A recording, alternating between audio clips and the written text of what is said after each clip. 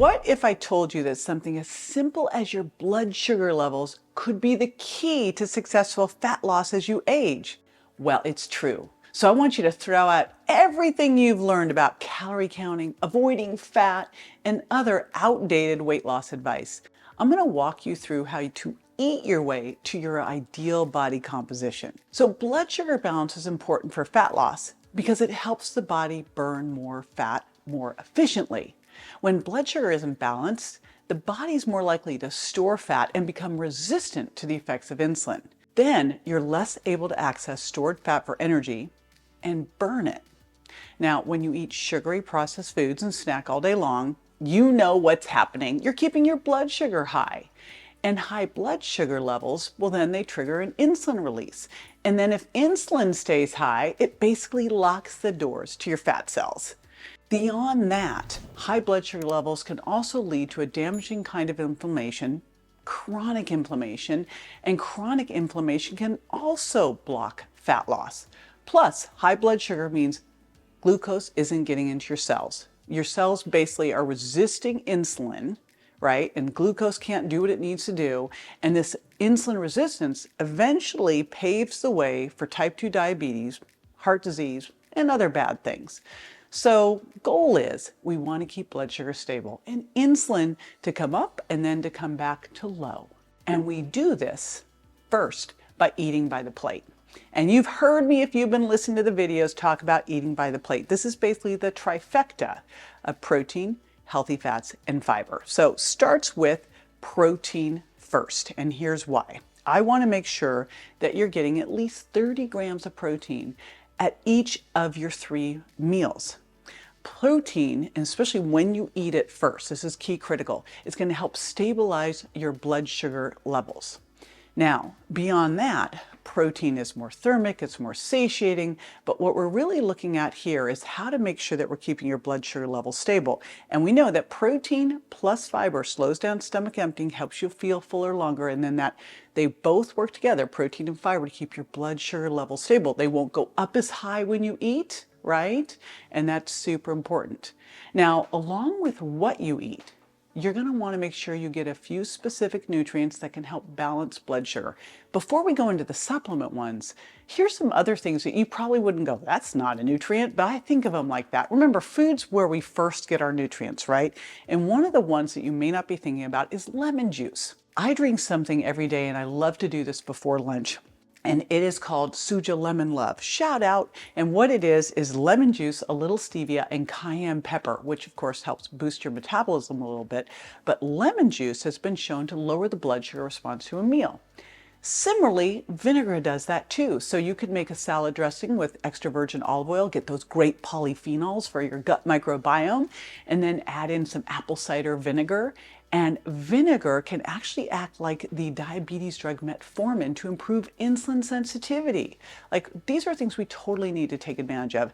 I also love to take some apple cider vinegar and put it into green tea. We know green tea can help with insulin sensitivity. I am obsessed with berberine. Berberine is this botanical extract that influences multiple pathways in blood sugar metabolism and supports insulin sensitivity. So this is definitely one you want to check out. And also omega-3s. Now, I always talk about omega-3s. They do all these great things. One of the things, of course, is they help with lowering inflammation. And as we know, that inflammation can lead to insulin resistance and diabetes, but they can also help resensitize your insulin receptors. So they do multiple things. I'm going to beat this horse dead. I've done it a bunch of times. We got to talk about artificial sweeteners when we're talking about blood sugar. So there was a study that looked at the impact of 3 popular artificial sweeteners: saccharin, sucralose, aspartame. And they looked at this on 2 different types of gut bacteria. And here is what is crazy. The equivalent of just 2 cans of diet soda could turn healthy gut bacteria into pathogenic or disease-causing bacteria.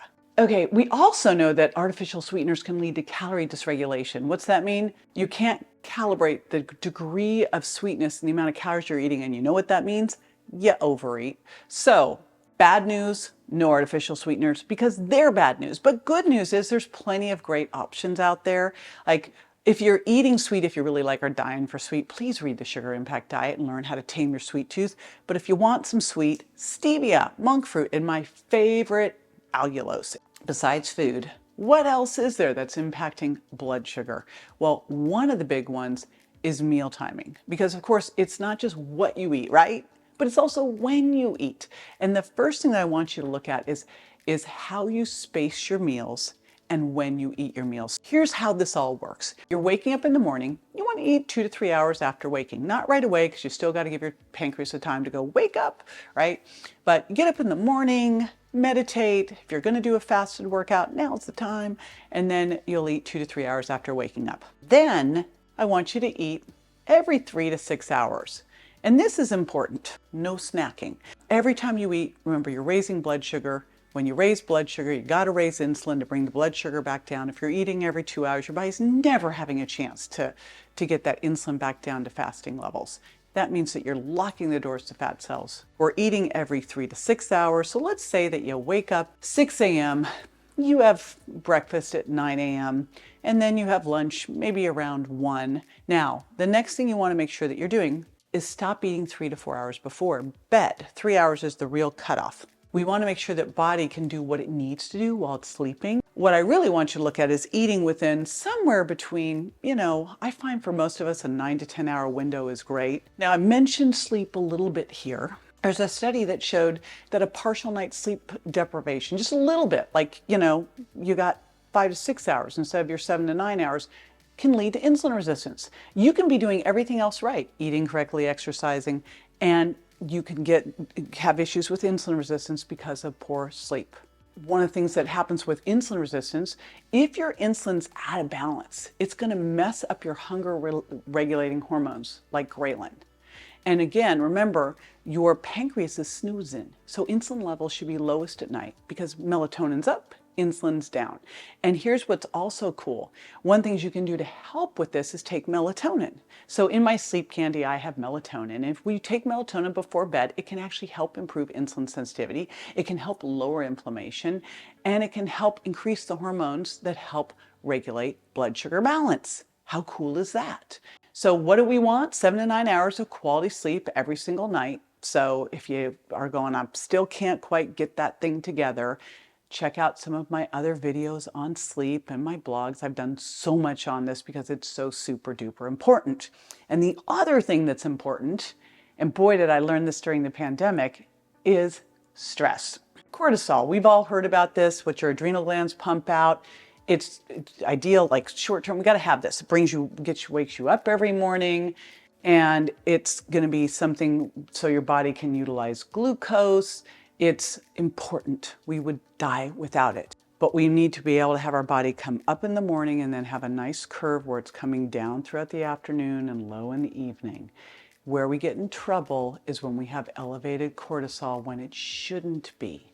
And what happens if we have elevated cortisol where it shouldn't be is your blood sugar will be higher than it should be. And when I look at what we need to do to be healthy, it's of course sleeping well, it's of course eating well and supplementing, it's exercise, and stress management. And stress management means find something that brings you bliss, whatever that thing could be for you. One thing that I hope brings you bliss is exercise, because just even a single exercise session can improve insulin sensitivity for at least 16 hours post-exercise. And that's for healthy people and type 2 diabetics. And by the way, like, the most important thing of all to do is move. It's the most important. And so like, don't get all bogged down in the best type of exercise, how long, everything else, and then don't do anything, right? Most important of all, move more. And one of the things you can do as a hack is walk after you eat. It lowers the blood sugar response to the meal. But if I were going to look at the most important exercise, we want you moving more. We want you walking as much as possible, park farther away. You know that. And it's easy to do. Here's my hint. Get a big dog. But the next thing is build muscle. If you're over the age of 40 and you're not using it, you are losing it 1% a year. Doesn't sound like much, but how much is that after 10 years? A lot more. And then at the age of 60, we start losing 2% a year. So we've got to be doing some exercise to help us build muscle. Muscle is really where we are using sugar. I call it the sugar sponge. During that workout, you know what you're using for fuel? not fat. When you're doing heavy, hard workouts, you're using sugar. You're using the sugar stored in your muscles. You're converting the fat and turning it into sugar to use it as muscle. So it is super duper critical to use to do resistance training and build muscle mass. In fact, higher muscle mass relative to body size is associated with better insulin sensitivity and lower risk of diabetes. You want to make sure you're drinking at least half your weight in ounces of water a day. And I think that's kind of a like, drink that. But what if you're sweating more? What if you're like, I just did a sweat lodge, holy smokes. What if you're doing the sauna? What if you're working out hard and you want to be doing these things, right? You want to be sweating more, it's detoxifying. You're going to need more. So just be aware of that. And one of the ways you can tell if you are well hydrated is look at your pee. Is it yellow or is it clear? Like you do not want to have a yellow toilet. You should be continuing to pee so your urine is getting clearer and clearer. Now, obviously, if you're taking B vitamins, that's a different story, but that's one of the things you want to be looking at. Finally, I am a big fan of using a continuous glucose monitor. I always say what you track, you can improve, right? What you measure and monitor, you can improve. And you really would have no way of knowing this information with a continuous glucose monitor unless you do this. Because if you're trying just a finger prick, you're getting a snapshot. These can be amazing for you to give this great glimpse. And if you're wondering what it is, it's just this little sensor, and literally my husband will just stomp it onto my arm, stomp, right?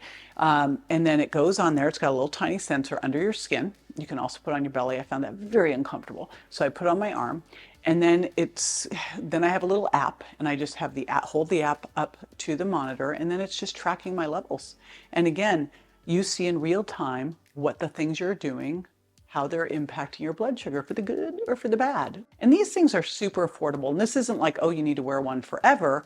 You want to see this in real time so you learn, right? You learn about your food and your activity and all the different things. If you want to learn more about using one of these CGMs, and you want to find other resources for balancing blood sugar, for boosting your metabolism, and most importantly, reaching your body composition goals, I've got plenty of actual tips and tools you can start with today. So add this playlist to your queue.